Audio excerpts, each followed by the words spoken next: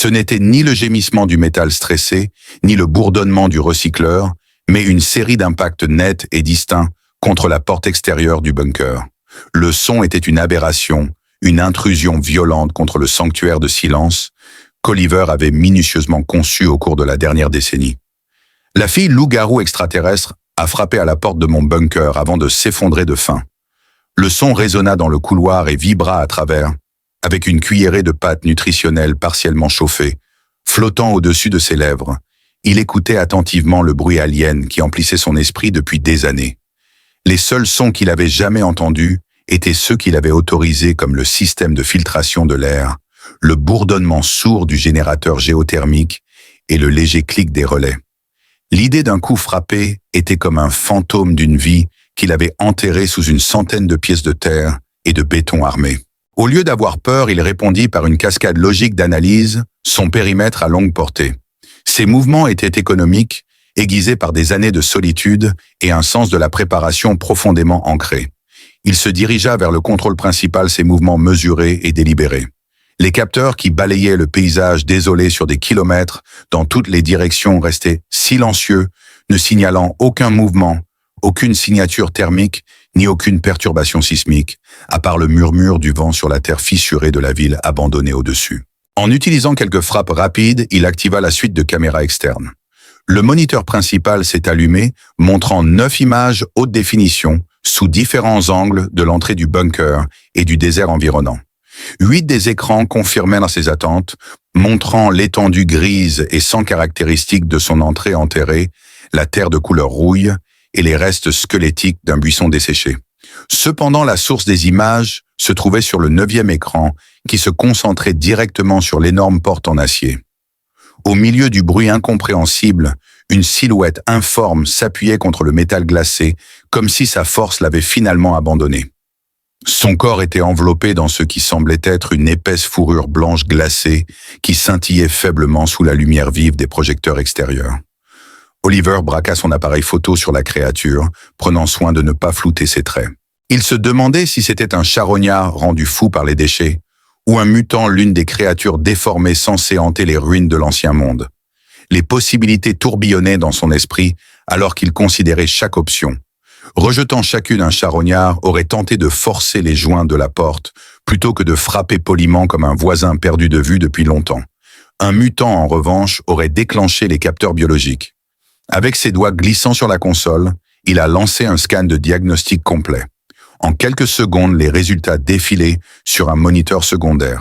Il n'y avait ni pic de radiation, ni agent biologique aéroporté, ni signature technologique. L'entité à l'extérieur était, selon son système de sécurité, à plusieurs millions de dollars. Rien de plus qu'un animal, bien qu'elle ait, d'une manière ou d'une autre, maîtrisé le geste universel pour... Après une dernière analyse intrusive confirmant l'absence de tout objet métallique ou source d'énergie sur les lieux, il observa la silhouette pendant une longue minute silencieuse, voyant la légère montée et descente de ses épaules, comme seule indication qu'elle était encore en vie. C'était faible, trop faible pour être une menace conventionnelle, mais sa curiosité calculée commençait à surmonter sa prudence ancrée. Un murmure de l'homme qu'il était autrefois persistait, le tentant d'entrer dans cette tombe stérile et prévisible. L'énigme était trop complexe. La personne de la figurine, il a pris une décision. Il se disait qu'il n'agissait pas par compassion, mais plutôt par besoin d'information. L'inconnu était le plus grand danger au monde, et le voilà juste devant sa porte. Il a commencé la séquence pour ouvrir la porte principale qui était lente et bruyante. Une symphonie de métal grinçant et d'hydraulique sifflante était conçue pour intimider tout intrus potentiel. Une massive roue en forme de dent de scie au centre de la porte intérieure commença à tourner et une épaisse plaque d'acier glissa latéralement en place. Le mur, avec un bruit sourd retentissant, sa main reposait sur le fusil à impulsion, suspendu à son épaule. Sa posture était posée et préparée. En réponse au bruit, la silhouette de l'autre côté ne broncha pas. Au lieu de cela, elle se pencha simplement sur le côté, trébucha sur le seuil de l'antichambre stérile et fit 2 pas maladroits dans le bunker avant de s'effondrer sur le sol en béton poli. Un léger gémissement, un son de pure misère échappa de ses lèvres alors qu'elle restait immobile. Oliver resta immobile pendant 1 minute entière en contemplant les traits humanoïdes délicats de la créature encadrée par le même pelage blanc, comme la neige qui recouvrait son corps.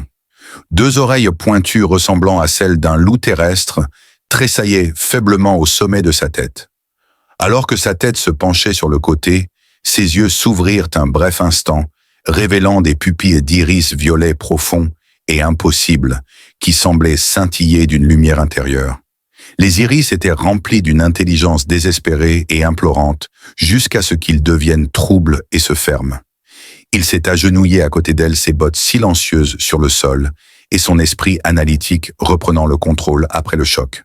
Il pouvait voir que la fourrure n'était en réalité que sa peau et qu'en dessous de la saleté et de l'épuisement, elle avait plusieurs profondes entailles sur les bras et le torse qui avaient saigné lentement et étaient maintenant recouvertes de terre. Il vérifia rapidement et impersonnellement la présence d'armes, ses mains se déplaçant avec un rythme maladroit.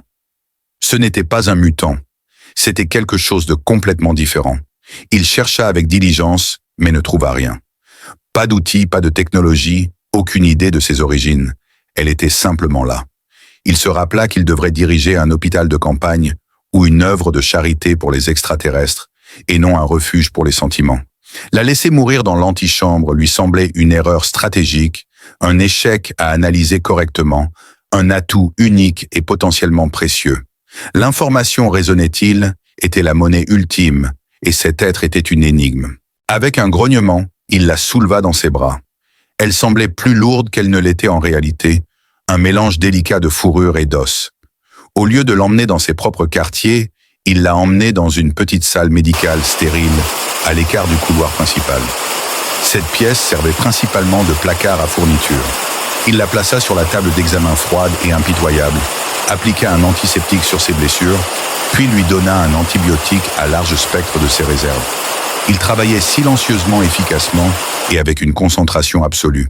Après cela, il la transféra de la table dure à une. L'invité qui était en quarantaine resta immobile pendant des heures, alors qu'il la surveillait à travers le flux vidéo de la salle de contrôle. Sa respiration superficielle mais régulière signalait que son besoin primal de survie avait été satisfait. L'anomalie avait été contenue et maintenant un nouvel instinct avait pris le relais, le désir de comprendre. Après un moment, il se rendit à la cuisine pour prendre une poche de réhydratation et une boîte de ragoût de bœuf autochauffante, l'un des rares plaisirs qu'il s'accordait. De retour dans le couloir, il s'agenouilla près du lit de camp et pressa de l'eau entre ses lèvres. Elle déglutit par réflexe un petit bruit au fond de sa gorge. Il ouvrit la boîte de ragoût et l'air stérile fut empli de l'odeur de viande cuite et de sauce. Il lui tendit une cuillerée à la bouche et elle mangea avec une faim désespérée et frénétique qui était étrangement digne sans jamais le quitter des yeux. Ses mouvements étaient lents et réguliers alors qu'il remplissait la boîte jusqu'à ce qu'elle soit vide. Deux êtres de mondes différents étaient engagés dans une négociation silencieuse de trêve.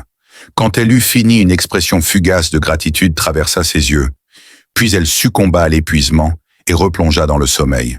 C'est alors qu'il remarqua quelque chose d'inhabituel, une lueur violette pâle et rythmique. Cela provenait d'un marquage semblable à un tatouage à l'intérieur de son poignet. Le motif pulsait doucement comme un second battement de cœur plus faible. Elle était un puzzle et il venait de trouver la première pièce. Les premiers jours se sont transformés en une semaine, chaque cycle de 24 heures, marqué non par le lever ou le coucher du soleil. Il n'avait jamais rien remarqué de tel auparavant. Il ne pouvait plus voir, mais, selon l'horaire exact et immuable du chronomètre interne du bunker, la vie d'Oliver avait été complètement bouleversée par la silhouette silencieuse et endormie dans son couloir. Sa guérison étonnamment rapide prouvait que sa biologie était bien plus forte que la sienne. Les profondes coupures sur son corps qu'il avait minutieusement bandées avec un régénérateur dermique de qualité médicale étaient déjà en train de cicatriser et les lignes rouges enflammées se transformaient en cicatrices roses pâles sur son pelage ivoire, tout en continuant à lui apporter du réconfort. Au troisième jour, il remarqua qu'elle frissonnait encore légèrement, en dormant, même si le bunker était constamment à une température constante. Finalement, il a cédé et lui a donné une couverture thermique de ses propres réserves, une épaisse laine gris foncé qui contrastait fortement avec sa forme blanche glacée. Le couloir n'était plus utilisé comme cellule de détention, mais plutôt comme un endroit pour s'acclimater lentement à son nouvel environnement. Alors qu'Oliver se préparait à se lancer dans sa mission, il récupéra une tablette usée dans un casier de rangement. La batterie était encore presque pleine après des années d'inactivité, et il s'assit sur le sol à une distance respectueuse de son lit de camp, la tablette équilibrée sur ses genoux. La leçon commencerait par lui décomposer la barrière linguistique en composants plus petits et résolvables, car il était un homme qui croyait au pouvoir de la pensée systématique. Il commença par les bases, montrant une image haute résolution d'un verre d'eau, puis pointant vers la poche d'eau purifiée à côté d'elle. Ses yeux autrefois violets étaient maintenant clairs et étonnamment intelligents, et elle suivit son geste avec un doux pépiment mélodieux. Il a enregistré le son et l'a associé à l'image. Il a répété le processus pour la nourriture, la couverture et le panneau lumineux au plafond. Ses réponses étaient une symphonie de sons complexes, y compris des tris et des clics et des bourdonnements résonnants, et elle était incroyablement étudiante rapide, pointant souvent vers l'objet correspondant dans la pièce avant même qu'il ne le montre. Ses yeux arboraient une lueur de ce qui semblait être un amusement patient. La première grande percée est survenue lorsqu'il a montré au hasard un tableau d'anatomie humaine. Elle hocha la tête, montrant clairement qu'elle avait compris. Puis avec un doigt délicat et velu, elle tapota l'écran, indiquant qu'elle voulait essayer. Il alluma la caméra et elle la dirigea vers son visage avec une expression d'attente sur le visage. C'était un Oliver à afficher une image d'un majestueux loup gris sous une pleine lune, la tête rejetée en arrière dans un hurlement silencieux. Grace se pencha en avant, ses yeux violets, écarquillés de reconnaissance, et elle pointa un doigt mince vers le loup. Le silence stérile du bunker fut rompu par un moment de légèreté inattendue qui sembla solidifier leur alliance tentative dans sa quête de concept universel. Elle imita son geste précédent en pointant son pouce vers sa propre poitrine sur l'écran. Une série de pépiments doux et joyeux suivit. Enfin, un sourire se répandit sur son visage, révélant de petites dents blanches comme des perles qui n'étaient pas des crocs prédateurs. Leur lien était indéniable, un pont entre leurs mondes formé sur une image partagée. Son expression devint sérieuse alors qu'elle reprenait la tablette de ses mains. Avec une dextérité surprenante, elle commença à faire défiler les images, évitant les obstacles. Elle trouva une image d'un ciel étoilé et y pointa du doigt. Puis elle abaissa lentement son autre main, la faisant vaciller vers le bas, jusqu'à ce qu'elle atterrisse à plat sur le sol, symbolisant un navire en chute. Le message était aussi clair que si elle l'avait prononcé à voix haute, sa maison était là-bas, et elle en était tombée. Avec ce seul geste, elle est passée de la simple curiosité à celle d'une naufragée, d'une réfugiée. Le désert silencieux et vide à l'extérieur de son bunker semblait infiniment plus vaste et mystérieux, et une confiance silencieuse et tacite commençait à s'établir. Dans le bunker, Grace sortit de son lit de camp et explora prudemment son nouvel environnement. Elle montrait un talent impressionnant pour la technologie, observant attentivement Oliver, alors qu'il effectuait les diagnostics quotidiens des systèmes d'alimentation et de survie du bunker. Debout derrière lui, elle observait les données défiler sur les écrans avec ses yeux violets. Oliver pouvait sentir un léger bourdonnement, parfois même une vibration dans sa poitrine, comme si elle traitait l'information d'une manière qu'il ne pouvait pas comprendre. Finalement, il se retrouva dans la même position. Bravant le plus long vœu de silence qu'il ait jamais pris, il commença à lui parler en phrases complexes, expliquant le fonctionnement interne du système de récupération, des eaux ou du générateur géothermique. Il savait qu'elle ne comprendrait pas un mot, mais elle écoutait attentivement, la tête inclinée sur le côté, le regard inébranlable. C'était comme si elle comprenait le but de ses paroles, le partage de connaissances qu'il avait promis, mais il ne pouvait s'empêcher de sentir qu'il y avait plus en jeu, qu'il s'était transformé pour la première fois en 10 ans d'un survivant solitaire et gardien de tombe en hôte. Leur sentiment croissant de partenariat et de mystère partagé l'incita à examiner la marque sur son poignet. Ses premières analyses avaient montré qu'il n'était pas métallique et n'émettait aucune énergie, mais sa curiosité avait été éveillée et il était désormais pleinement engagé dans un dialogue avec elle. En y regardant de plus près, il attendit patiemment qu'elle s'endorme, une décision qu'il ne pouvait s'empêcher de sentir teintée de trahison. Il récupéra ensuite un scanner haute fréquence de son atelier, un instrument délicat conçu pour analyser les microcircuits. Il le manipula avec le plus grand soin en soulevant délicatement son bras, sa peau pressant légèrement contre ses doigts. Il activa ensuite le scanner et les résultats qui défilaient sur le petit écran le firent halter de choc. La marque n'était pas un tatouage, mais plutôt un réseau complexe de biocircuits intégrés dans sa structure cellulaire, une merveille technologique. Il ne pouvait s'empêcher de ressentir un frisson de réalisation en comprenant que son bunker n'avait pas été découvert par hasard. Dans ses derniers soubresauts, cet appareil avancé aurait pu détecter la faible signature énergétique de sa propre installation souterraine. Il émettait un signal que ses capteurs de périmètre n'avaient pas été conçus pour détecter un paquet de données répétitifs sur une bande hyperfréquence comme un appel de détresse infinitésimalement faible, mais parfaitement structuré, diffusant l'existence de son porteur dans le vide. Il se tenait au-dessus d'elle pendant longtemps, tenant le scanner dans sa main. Son esprit était en proie à une douzaine de nouvelles variables terrifiantes. Le balise, bien que son seul lien avec son peuple et un espoir de sauvetage, était aussi un inconvénient. Une diffusion qui pouvait attirer à la fois amis et ennemis. Dans une décision calculée et finalement catastrophique, il retourna à son console principale, transféra les données du scanner manuel dans son processeur central et se mit au travail. Il a isolé, après une heure intense à déchiffrer des codes, il réussit à reproduire le protocole de handshake des signaux. Cependant, il commit alors une erreur critique. Il renvoya une petite impulsion d'énergie concentrée au biotracker, censé provoquer une réponse, un seul paquet de données qui lui fournirait plus d'informations. Cependant, la réponse était inattendue.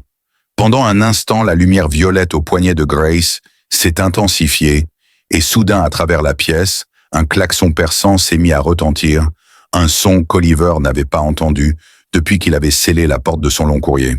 Les capteurs spatiaux se déclenchaient dans un vacarme assourdissant, nous alertant de l'arrivée d'une seule signature énergétique puissante en haute orbite. Il brûlait intensément et se dirigeait droit vers notre position. À ce même moment, Grace se leva d'un bond de son lit de camp, les yeux écarquillés de terreur, qui lui donnèrent des frissons dans le dos. Elle se précipita à ses côtés, son regard fixé sur l'écran principal, où le danger imminent apparaissait sous la forme d'une icône rouge descendant rapidement. Attrapée dans sa prise se trouvait là.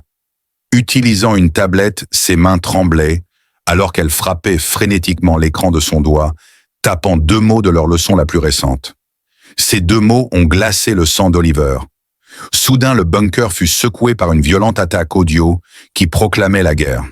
À ce moment-là, le monde d'Oliver se réduisit à un point où toutes ses peurs et curiosités concurrentes de la semaine précédente devinrent limpides.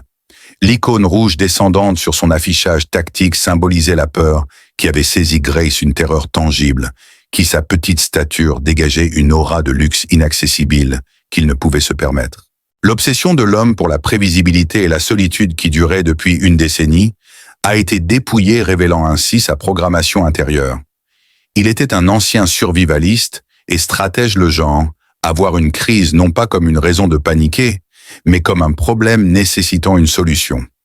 D'un seul mouvement rapide, il a réduit au silence le klaxon, et le retour soudain au calme était encore plus menaçant. Le seul son était le bourdonnement bas et urgent du centre de commandement, et le jeu avait transformé sa maison d'un sanctuaire en une position fortifiée, et l'hospitalité qu'il avait soigneusement étendue venait de se transformer en une alliance de guerre.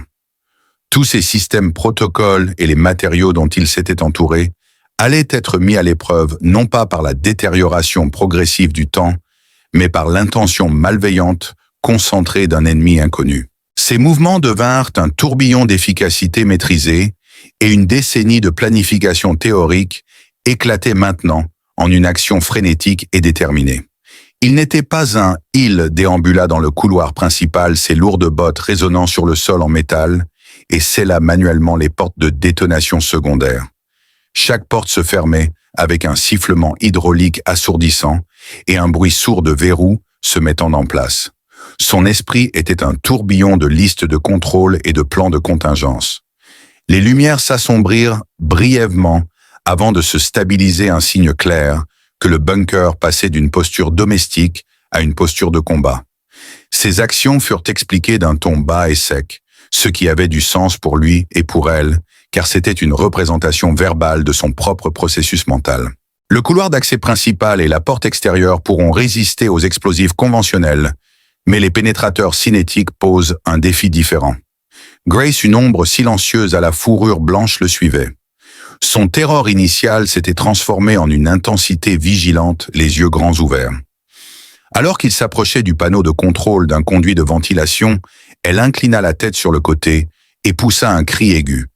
Elle a ensuite pointé un schéma sur le mur qu'il avait longtemps ignoré, suggérant un système de conduite secondaire et plus petit. Son ouïe fine l'avait alerté à une vulnérabilité acoustique, une possible voie pour qu'une force concussive échappe à ses défenses principales. Ils formaient une équipe redoutable, leurs connaissances technologiques combinées, et ses sens innés les rendant plus efficaces que l'un ou l'autre, travaillant seuls dans la situation stressante. Grace utilisa la tablette pour fournir au chasseur le contexte nécessaire en attendant son arrivée. L'histoire qu'elle raconta, en utilisant une combinaison d'images et de gestes, était bien plus détaillée et terrifiante que sa précédente pantomime d'un vaisseau en chute. Elle lui montra des panoramas à couper le souffle d'un monde, avec des villes aux tours spirales gracieuses qui semblaient avoir poussé plutôt qu'être construites, nichées dans des vallées, à côté de rivières cristallines scintillantes. Elle lui montra aussi son peuple dont les formes étaient tout aussi gracieuses que les siennes. Leur société était fondée sur l'exploration scientifique et l'expression artistique pas. Alors que les images s'estompaient, elle révéla des cartes astronomiques indiquant un empire agressif aux confins de leur espace connu. Elle lui montra les vaisseaux des chasseurs qui étaient des coins de métal noir sinistres armés jusqu'aux dents, et leurs soldats des figures massives enveloppées dans une armure angulaire noire. Le Stellifer, leur vaisseau scientifique, menait une mission d'enquête à longue portée dans ce qu'ils pensaient être un territoire non revendiqué lorsqu'ils ont été soudainement attaqués. L'attaque était brutale et inattendue. Navigatrice au milieu de la destruction du vaisseau, elle trouva une capsule de sauvetage. La dernière chose qu'elle vit de son équipage fut l'immense étendue glaciale de l'espace. La mission de la chasseuse qu'elle a exprimée avec une clarté glaçante allait au-delà de la conquête pour atteindre la purification. L'empire militariste voyait l'expansion pacifique de son peuple et ses connaissances avancées comme un virus, un danger qui devait être éradiqué de la galaxie. Sa propre survie ainsi que les données qu'elle avait stockées dans les cartes stellaires désormais inactives dans son biotracker étaient cruciales. La responsabilité stratégique était quelque chose que le chasseur ne pouvait tout simplement pas permettre. Leur combat ne concernait pas seulement la survie. Il s'agissait aussi d'honorer la mémoire d'un membre de l'équipage qui avait été tué et de maintenir en vie une lueur d'espoir pour une civilisation qu'elle ne reverrait peut-être jamais. Malgré ces préparatifs, le chasseur n'a pas ressenti l'impact catastrophique qu'il avait anticipé. Au contraire, une légère et profonde secousse secoua le bunker, une vibration profonde qui indiquait qu'une énorme masse descendait sur la terre au-dessus d'eux. Le premier assaut était silencieux. Le chasseur, un fantôme numérique, attaquait via un virus polymorphe complexe qui se transformait et changeait en cherchant une faille dans le pare-feu d'Oliver. Plutôt que d'être effrayé, Oliver observait le code dévaler son écran avec la concentration sérieuse d'un grand maître d'échecs. Oliver avait passé des années à construire ses défenses, incorporant des couches de cryptage personnalisées et de protocoles non standards dans un système numérique. Le système d'Oliver était son terrain de jeu, un labyrinthe de sa propre conception. Il a répondu à l'attaque du chasseur avec ses propres contre-mesures, isolant rapidement le code malveillant, le piégeant, dans des sous-routines protégées par des pare-feux et 10 séquences à logique. Pendant 10 minutes intenses, une guerre silencieuse et invisible s'est livrée au cœur de ses serveurs. Le chasseur était brillant son code, s'adaptant avec une vitesse quasi sentiente, mais avec une dernière frappe triomphante, il purgea les dernières traces du virus, envoyant une vague de « le triomphe du chasseur fut éphémère », alors qu'il était rapidement repoussé du front numérique et soumis à une attaque plus primitive et terrifiante. Un faible bourdonnement commença à émaner des murs, une fréquence profonde et déchirante qui secouait non seulement ses oreilles, mais aussi ses os, à mesure qu'elle s'intensifiait. Un petit sourire sinistre effleura ses lèvres, signe de la fierté d'un artisan dont le travail avait été mis à l'épreuve contre un adversaire digne et s'était révélé supérieur.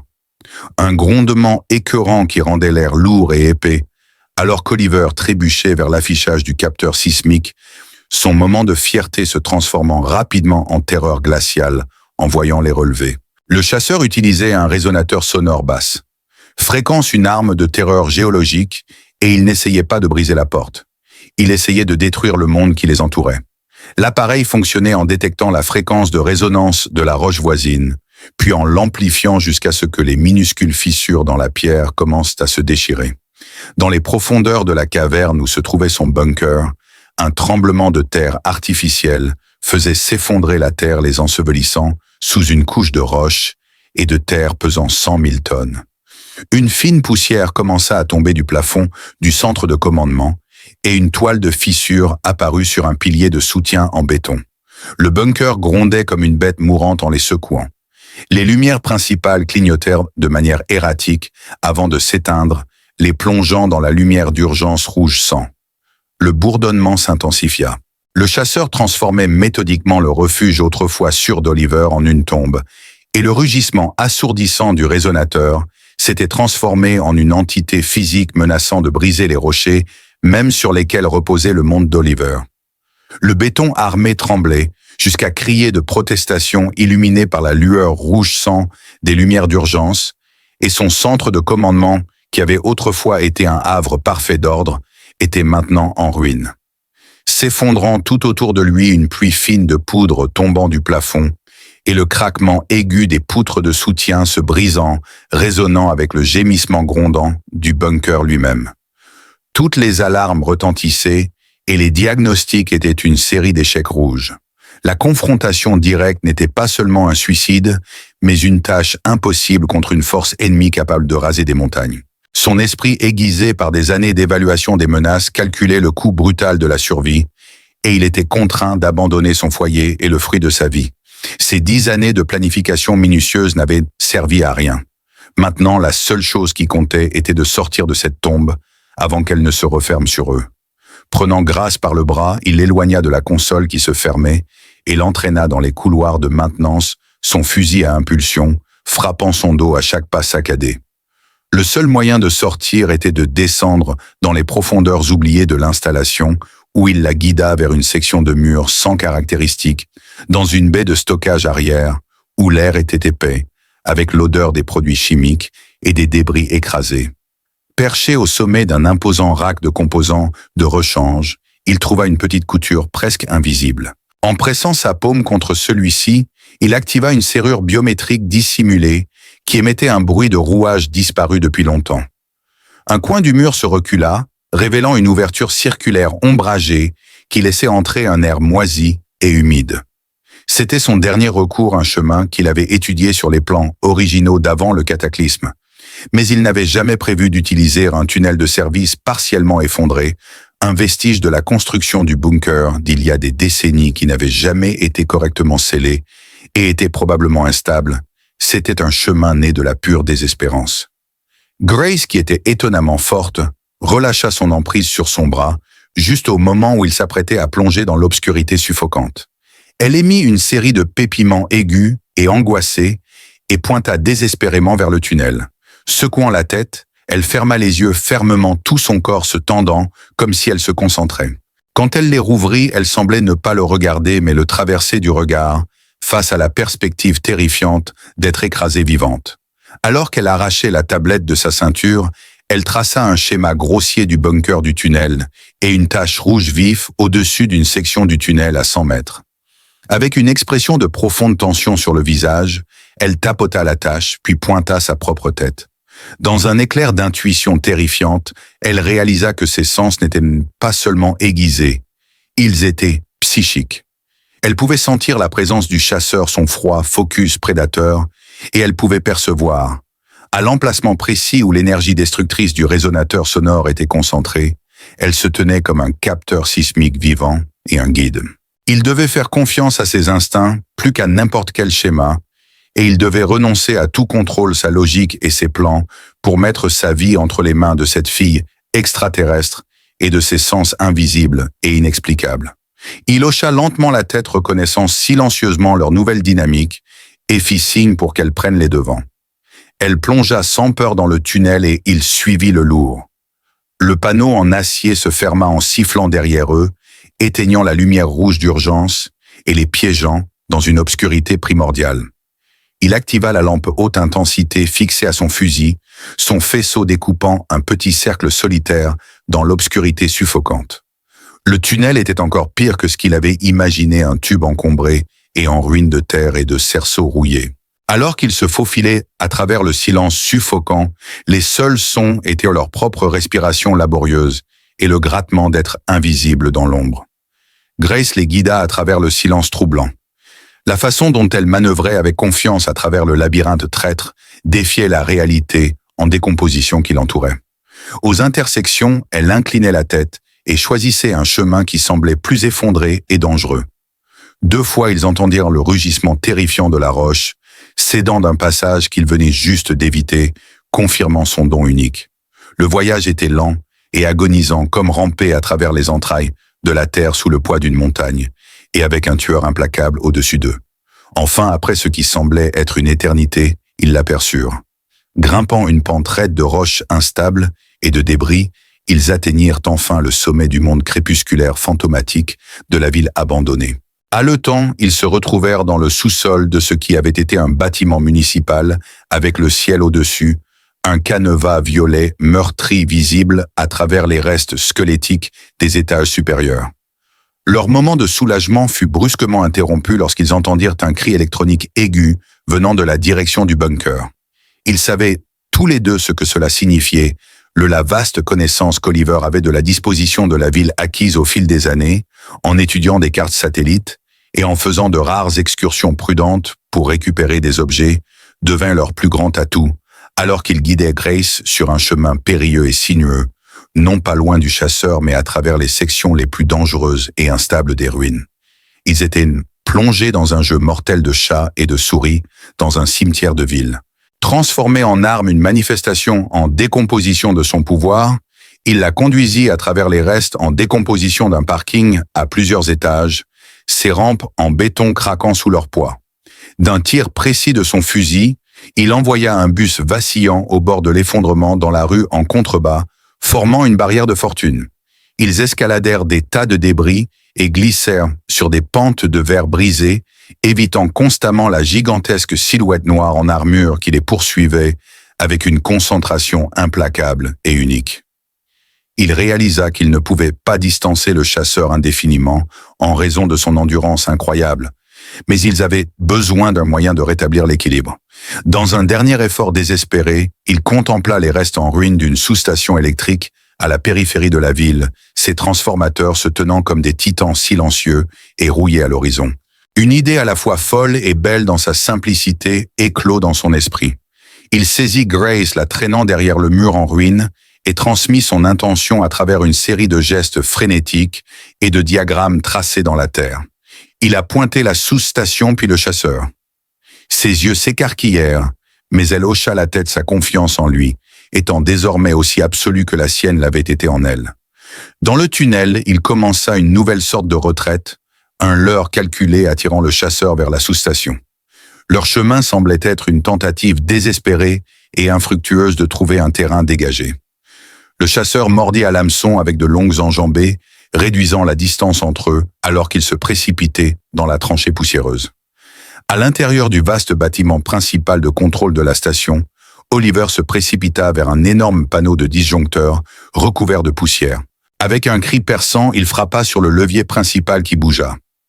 Quelque part au fond de la station, des condensateurs anciens, qui avaient stocké des charges résiduelles pendant des décennies, commencèrent à bourdonner avec une puissance croissante et terrifiante. Oliver cria à Grace de se baisser, et juste au moment où le chasseur s'apprêtait à remplir l'embrasure de la porte, une figure sinistre émergea, et Oliver lâcha un tir unique et précis. Les lumières de la combinaison du chasseur scintillèrent et s'éteignirent, alors que son arme s'éteignait avec un gémissement pitoyable. Le géant armuré se figea en plein vol et s'écrasa au sol inanimé comme une statue. C'était une solution de courte durée, mais elle. Le tracker biologique de Grace, qui avait été sombre et inactif, s'est soudainement illuminé. Projeté dans l'air au-dessus de son bras, se trouvait une carte stellaire, tridimensionnelle, scintillante, un réseau complexe et magnifique de corps célestes. Une seule ligne vectorielle claire pointant de leur position actuelle vers une étoile lointaine et inconnue, la fenêtre dont ils avaient besoin, alors qu'ils fuyaient la ville mettant autant de distance que possible entre eux et leur ennemi handicapé. À mesure qu'ils s'éloignaient de plus en plus de la ville squelettique, les seuls sons étaient le crissement de leurs bottes sur le terrain gravelé et leur propre respiration laborieuse. L'adrénaline de la poursuite et le silence assourdissant causé par l'explosion EMP ont cédé la place à une profonde fatigue au fond des os. À la lumière froide et indifférente de 1000 étoiles lointaines, les seules indications visuelles étaient à la carte stellaire tridimensionnelle, scintillante, projetée depuis le poignet de Grace qui pulsait d'une promesse silencieuse et douce, une carte vers un foyer qu'elle croyait perdu à jamais. Le monde soigneusement construit d'Oliver était une tombe écrasée et violée. Sa décennie d'isolement était brisée. Sa stase soigneusement maintenue était anéantie, et il était à la dérive détaché de la beauté qui contrastait fortement avec la désolation de leur environnement et la connaissance glaçante de ce qu'ils avaient laissé derrière eux. Ils cherchèrent refuge dans un canyon profond, sculpté par le vent, une cicatrice déchiquetée dans la terre qui offrait une cachette contre le ciel. Là, dans la relative sécurité d'une grotte peu profonde, la réalité de leur situation les frappa. Son monde entier s'est effondré lorsqu'il a rencontré Alf Depp, qui avait été sa seule source de soutien pendant un tiers de sa vie. Au lieu de colère ou de profonde perte, il ressentit une étrange et inconnue sensation de libération en regardant Grace qui soignait tendrement sa brûlure et la carte des étoiles qu'il avait appris à stabiliser et à projeter sur le mur de la grotte devenait leur nouveau point focal. C'était une œuvre de cartographie époustouflante, une galaxie tourbillonnante de nébuleuses et de systèmes stellaires, représentée avec des détails saisissants. Le chemin qu'il traçait était direct, mais dangereux, une ligne lumineuse traversant directement une zone de l'espace fortement patrouillée par les xénophobes du gouvernement humain, avant le cataclysme. Oliver en avait entendu parler à travers des fragments d'interception de données. C'était un régime militariste qui avait scellé le système solaire, voyant tout contact extraterrestre comme une menace existentielle. Il se sentait trahi d'avoir aidé Grace à retrouver son chemin, mais la carte elle-même présentait un défi incroyablement énorme. Venant d'un monde de menaces concrètes et de problèmes facilement résolus, l'idée de naviguer un vaisseau à travers l'espace hostile lui était aussi étrangère que la belle langue de Grace. Mais alors qu'il traçait le chemin lumineux du doigt, une détermination glaciale s'installa dans son cœur. Le chasseur, bien que désactivé, n'était pas détruit. Son dernier acte avant que l'EMP ne frappe aurait été de transmettre un dernier paquet de données à ses maîtres, un rapport détaillant sa position. La vérité tacite entre eux devint une nouvelle réalité dans les heures silencieuses avant l'aube, alors qu'ils se blottissaient ensemble pour se réchauffer contre le froid du désert. Les murs qu'il avait construits autour de lui, plus épais et plus résistants que le béton, étaient systématiquement abattus, non pas par une arme de siège, mais par le regard constant et confiant de ses yeux violets. La solitude qu'il avait autrefois perçue comme une force était maintenant vue comme une prison qu'il avait créée, et il ne voulait plus en faire partie. Il n'était plus content de simplement survivre. Il voulait vivre, non pas simplement exister, dans un état constant de préparation pour une menace qui ne venait jamais. Sa vie remplie d'incertitudes et de probabilités impossibles était inextricablement liée à la femme à ses côtés. En la regardant, il voyait plus qu'un simple atout stratégique ou une anomalie. Elle devenait le point d'ancrage de son propre avenir brisé, son guide, son but, et le catalyseur de sa propre renaissance. Il commença à esquisser un plan dans l'obscurité, sa voix basse et stable, basée sur des légendes oubliées et des espoirs désespérés. Il lui parla des histoires de fantômes qui circulaient parmi les récupérateurs d'un spatioport secret d'avant le cataclysme caché au plus profond des zones mortes. L'installation était si éloignée et classifiée qu'elle avait été rayée des dossiers officiels et laissée à l'abandon. C'était un mythe, une chance minime, mais c'était leur seule chance. Le voyage vers le spatioport était une odyssée à travers les terrains les plus rudes et impitoyables du continent, un périple qu'ils ont parcouru pendant des semaines. Avec la mémoire impeccable d'Oliver pour les anciennes cartes géologiques et le don extraordinaire de Grace pour détecter les sources d'eau douce et éviter les prédateurs mutants qui rôdaient dans les déserts, ils formèrent un lien indissoluble. Leurs mouvements étaient en harmonie et leur dépendance l'un envers l'autre était absolue. Oliver lui enseigna l'utilisation d'un fusil, la lecture du paysage et la survie dans le désert stérile qu'il connaissait si bien.